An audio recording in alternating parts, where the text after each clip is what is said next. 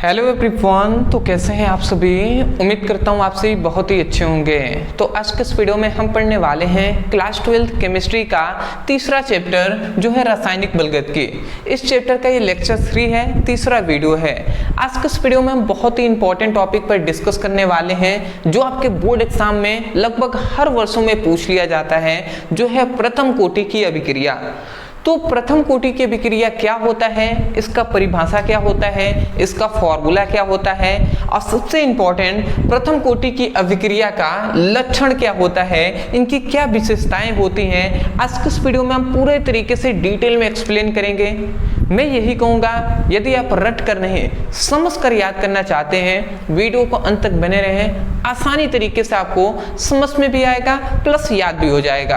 तो चलिए हम स्टार्ट करते हैं, समझने पर प्रयास करते हैं।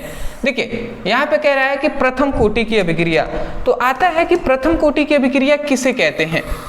सबसे पहली बात तो यही आता है कि प्रथम कोटि की अभिक्रिया कहते किसे हैं। तो यहाँ पे हमने परिभाषा क्या लिखा है, हमने लिखा है कि ऐसी रासायनिक अभिक्रिया जिसका वेग अभिकारक की सांद्रता के प्रथम घात पर निर्भर करता है, उसे प्रथम कोटि की अभिक्रिया कहते हैं। ठीक है, अभी आपको समझ में मुझे लगता है नहीं आया होगा, कोई दिक्कत नहीं है, अभी तो हमने समझाना स्टार्ट भी नहीं किया है, समझाएंगे तो याद भी हो जाएगा। ठीक है ना, आप समझते हैं। देखिए परिभाषा पे ध्यान नहीं देना है, आप समझिए। मान लेते हैं कोई अभिक्रिया है जो है R=P, ठीक है, ये रिएक्टेंट है, ये प्रोडक्ट है, जिसे हम हिंदी में अभिकारक, इधर जो बनता है उसे अभिकारक कहते हैं। ठीक है जी, ये क्या है, उत्पाद है। अभिक्रिया पूर्ण होने के बाद जो मिलता है वो हमें उत्पाद मिलता है। तो देखिए ये एक मान लेते हैं, ये एक रासायनिक अभिक्रिया है। सपोज दैट ऐसा मान लेते हैं कि ये क्या है, ये एक रासायनिक अभिक्रिया है। ठीक है जी, तो ये एक रासायनिक अभिक्रिया है। रासायनिक अभिक्रिया से पहले जो पदार्थ होता है वो अभिकारक कहलाता है, अभिक्रिया के बाद जो पदार्थ मिलता है वो उत्पाद कहलाता है। तो ये क्या है, रासायनिक अभिक्रिया है। अब इस रासायनिक अभिक्रिया का यदि हमें वेग ज्ञात करना है, तो मान लेते हैं इस रासायनिक अभिक्रिया का जो वेग है, इस रासायनिक अभिक्रिया का जो वेग है उसे हम R से दर्शाते हैं। तो रासायनिक अभिक्रिया का जो वेग है उसे हम R से दर्शाते हैं। तो जो रासायनिक अभिक्रिया का वेग है वो कहा यह जाता है कि जो अभिकारक है, अभिकारक यहाँ पे R है, तो अभिकारक के सांद्रता, कोष्ठ में यदि हम बंद करेंगे तो उसे सांद्रता कहते हैं। तो अभिकारक के सांद्रता के प्रथम घात पर क्या होता है, निर्भर करता है, मतलब समानुपाती होता है। बात समझ में आ गया, यही है प्रथम कोटि की अभिक्रिया। यहाँ से हमें जो ये मिला है, ये टोटल चीज जो हमें मिला है, यही है प्रथम कोटि की अभिक्रिया।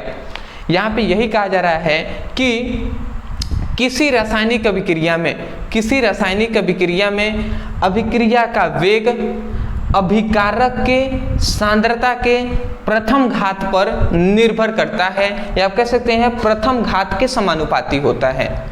समझ में आ रहा है ना, वही बात हमने लिखा है कि ऐसी रासायनिक अभिक्रिया जिसका वेग अभिकारक के सांद्रता के प्रथम घात पर निर्भर करता है, उसे प्रथम कोटि की अभिक्रिया कहते हैं। तो मैं चाहता हूं कि आप समझ कर याद करें, रट कर नहीं। ये तो परिभाषा मैंने लिख दिया है ऐसे कि जिससे आपको समय बचे। मैं लिखूंगा 2 मिनट जाएगा, 2 मिनट कम ही आपको बचे। ठीक है, तो इस तरीके से वीडियो भी लंबा नहीं होता है और थोड़ा आप अच्छे तरीके से मैं समझाने पर ही ज़्यादातर फोकस करता हूँ। तो यदि परिभाषा याद करने को कोई कह दे तो आप कैसे याद करेंगे, आप कहेंगे कि ऐसी रासायनिक अभिक्रिया जिसका वेग अभिकारक की सांद्रता के प्रथम घात पर निर्भर करता है, उसे प्रथम कोटि की अभिक्रिया कहते हैं। मैं आशा करता हूं कि आपको समझ में आ गया होगा। ठीक है, अगर हम इसको आगे सॉल्व करें तो देखिए हमें यहां से क्या मिलता है, R=, जब समानुपाती का चिन्ह हटता है इक्वल का चिन्ह आता है, तो यहाँ पे एक नियतांक आता है जो है एक K, ये क्या है, R का सांद्रता के घात 1। तो यहां से हमें क्या मिला, यहां से हमें ये फॉर्मूला मिला। और जहां पर ये R क्या है, अभिक्रिया का वेग है, ये X क्या है, वेग स्थिरांक है। X क्या है भैया, X याद रखेंगे, जहां जो K है वेग स्थिरांक। बहुत ही इंपॉर्टेंट टॉपिक है वेग स्थिरांक। यदि आपने नहीं पढ़ा अभिक्रिया का वेग स्थिरांक तो पढ़ लीजिएगा। ठीक है, आर क्या है? अभिकारक, ये सांद्रता के घात 1 है। तो मैं आशा करता हूं आप समझ गए होंगे। इतनी बात केवल आपको अगर अभिक्रिया की केवल प्रथम कोटि की अभिक्रिया का परिभाषित कीजिए, ऐसे क्वेश्चन पूछता है, ये लिखने के बाद आप यहाँ तक लिख देंगे, पूरी तरीके से कंप्लीट होता है। समझ गए ना?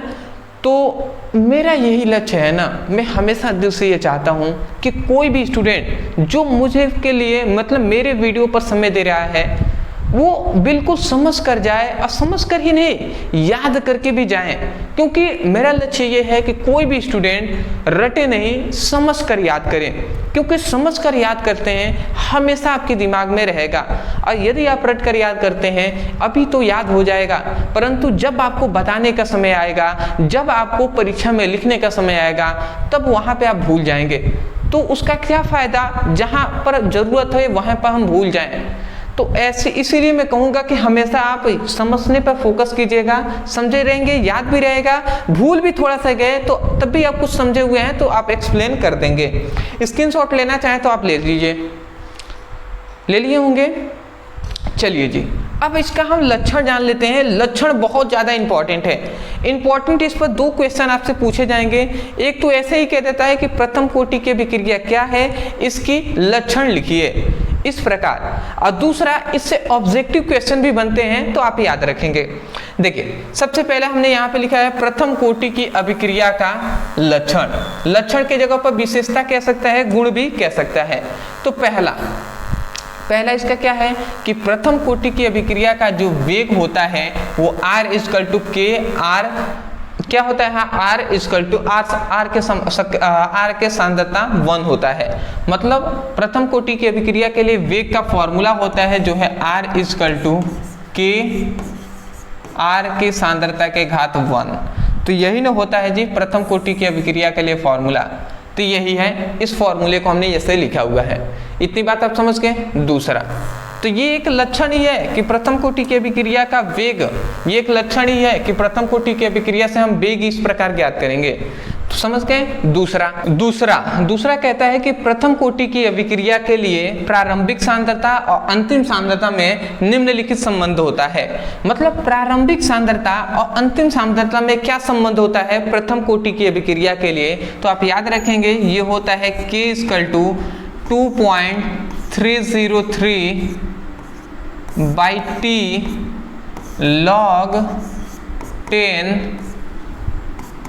प्रारंभिक सांद्रता, मतलब अभिकारक की प्रारंभिक सांद्रता, ये R0 होता है, और अभिकारक की अंतिम सांद्रता अभिकारक की अंतिम सांद्रता। तो ये आपका फॉर्मूला होता है। इस फॉर्मूले को आप याद रखेंगे। यह है कि प्रथम कोटि की अभिक्रिया के लिए प्रारंभिक सांद्रता और अंतिम सांद्रता में संबंध है। K = 2.303/T log 10 R0/R मतलब R0/R। ठीक है, ये क्या है? अब R क्या है? अभिकारक है। तो अभिकारक की प्रारंभिक सांद्रता 0 होता है, इसलिए R0 यहाँ पे लिख दिया गया है, और ये अभिकारक की अंतिम सांद्रता है। बात समझ रहे हैं? तो ये हमें फॉर्मूला याद रखना है। इस फॉर्मूले पर लगभग टाइप के क्वेश्चन पूछे जाते हैं न्यूमेरिकल, तो ये आप याद रखेंगे। तीसरा कह रहा है कि प्रथम कोटि की अभिक्रिया में अभिकारक की सांद्रता यदि n गुनी करने पर अभिक्रिया का जो वेग होता है वो n गुना हो जाता है।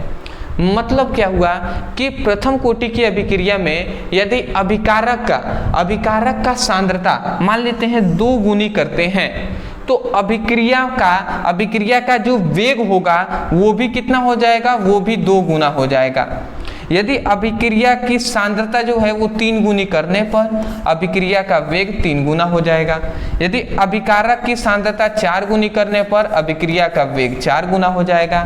अभिकारक की सांद्रता 5 गुनी करने पर अभिक्रिया का वेग 5 गुना हो जाएगा। तो इस तरीके से जितना हम गुना करेंगे उतना ही गुना उसका वेग भी हो जाएगा। इसलिए n मतलब कोई भी संख्या है, तो वही कहा जा रहा है कि प्रथम कोटि की अभिक्रिया में अभिकारक की सांद्रता n गुनी करने पर अभिक्रिया का जो वेग है वो भी n गुना हो जाता है। तो मैं आशा करता हूँ आप समझ गए होंगे। तो यही बात है, सिंपल सा यहाँ पे बताया गया है। आगे बढ़ते हैं। अगला हमारा चौथा कह रहा है कि प्रथम कोटि की अभिक्रिया का वेग का मात्रक, मतलब प्रथम कोटि की अभिक्रिया के लिए वेग का जो मात्रक होता है, प्रथम कोटि की अभिक्रिया का जो वेग का मात्रक क्या होता है, मोल लीटर इनवर्स, मतलब मोल लीटर -1 सेकेंड -1 होता है। तो ये आप याद रखेंगे, ठीक है जी। तो ये आप समझ रहे हैं ना, इस प्रकार लिखा गया है मोल लीटर -1 और फिर से ये सेकेंड -1, इस प्रकार लिखा गया है। कंफ्यूज नहीं होना है, यही बात है। उसके बाद पांचवा कह रहा है कि प्रथम कोटि की अभिक्रिया के लिए वेग स्थिरांक का मात्रक, यहाँ पे केवल वेग का मात्रक ये होता है, वेग स्थिरांक का मात्रक होता है सेकेंड इनवर्स। क्या होता है सेकेंड इनवर्स, या इसे हम चाहें तो सेकेंड -1, यही लिखा गया है सेकेंड इनवर्स, या इसको 1/2 भी कह सकते हैं, ठीक है। तो 1/2 भी आप कह सकते हैं, कोई भी दिक्कत नहीं है। उसके बाद छठा कहता है कि प्रथम कोटि की अभिक्रिया कभी भी पूर्ण नहीं होती है। ये सबसे इंपॉर्टेंट बात है कि प्रथम कोटि की जो अभिक्रिया है वो कभी भी पूर्ण नहीं होती है, कभी भी कंप्लीट नहीं होती है, वो लगातार चलते ही रहता है प्रथम कोटि की अभिक्रिया। बात समझ में आ रहा है। अंतिम आता है जो हमारा सातवां है, जो कहता है कि प्रथम कोटि की अभिक्रिया का अर्ध आयु काल। तो प्रथम कोटि की अभिक्रिया का जो अर्ध आयु काल होता है, जिसे t½ से प्रदर्शित करते हैं, वो होता है 0.693/k। तो इस फॉर्मूले को आप याद रखेंगे। प्रथम कोटि की अभिक्रिया का अर्ध आयु काल का फॉर्मूला होता है वो है t½ = 0.693/k। तो इस फॉर्मूले पे भी बहुत ज़्यादा न्यूमेरिकल पूछा जाता है। कब? जब आपसे कह देगा कि प्रथम कोटि की अभिक्रिया का वेग स्थिरांक का मान 5 है, तो अभिक्रिया का अर्ध आयु काल ज्ञात कीजिए। तो सिंपल वे में हम ये फॉर्मूला लगाएंगे और इसका मान 5 रखेंगे, 5 में इसका भाग दे देंगे तो हमें अर्ध आयु काल मिल जाएगा। तो केवल जब हमें वेग का और अभिक्रिया का वेग स्थिरांक का मान देता है तो इस फॉर्मूले का उपयोग करके हम निकाल लेते हैं। तो मैं आशा करता हूं दोस्तों आपको समझ में आ गया होगा। अदरवाइज मैं यही कहूँगा कि यदि आपको वीडियो पसंद आया है तो वीडियो को लाइक करके चैनल को सब्सक्राइब कर दीजिएगा। और दूसरी बात खासकर कि यदि आप क्लास 12th केमिस्ट्री का बेसिक टू हाई पढ़ाई करना चाहते हैं, सभी इंपॉर्टेंट केवल टॉपिक का, तो डिस्क्रिप्शन बॉक्स में फिजिक्स और केमिस्ट्री दोनों का लिंक है, आप जाइए उस पर क्लिक करके बेसिक टू हाई पढ़ाई कीजिए। और दूसरी बात, यदि आप पूरी आपकी केमिस्ट्री क्लास 12th केमिस्ट्री का नोट्स लेना चाहते हैं ऑल चैप्टर का, ऑल टॉपिक के साथ, तो आपको ओनली 99 रुपये में पूरे केमिस्ट्री का नोट्स दिया जा रहा है। लेना चाहते हैं तो नीचे दिए गए व्हाट्सएप नंबर पे मैसेज कर लेंगे, उनको बताएंगे, वहाँ से आपको PDF नोट्स आपको दे दिया जाएगा। मैं आशा करता हूँ आप समझ के होंगे। तो ये तरीके से पूरी ये आपके टॉपिक कंप्लीट होता है। एक और इस पर बहुत ज़्यादा इंपॉर्टेंट है, आप समझ लीजिए कि प्रथम कोटि की अभिक्रिया के लिए, प्रथम कोटि की अभिक्रिया के लिए क्या होता है, समाकलित वेग समीकरण। प्रथम कोटि की अभिक्रिया के लिए समाकलित वेग समीकरण,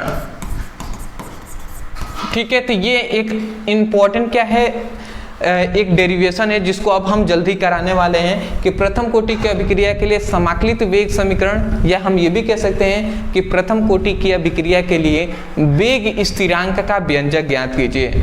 तो ये हम जल्दी कराने वाले हैं। तो चलिए दोस्तों आज के लिए इतना ही, आप इसका स्क्रीनशॉट ले लीजिएगा, ठीक है। मिलते एक नए टॉपिक के साथ, तब तक के लिए धन्यवाद। स्क्रीनशॉट।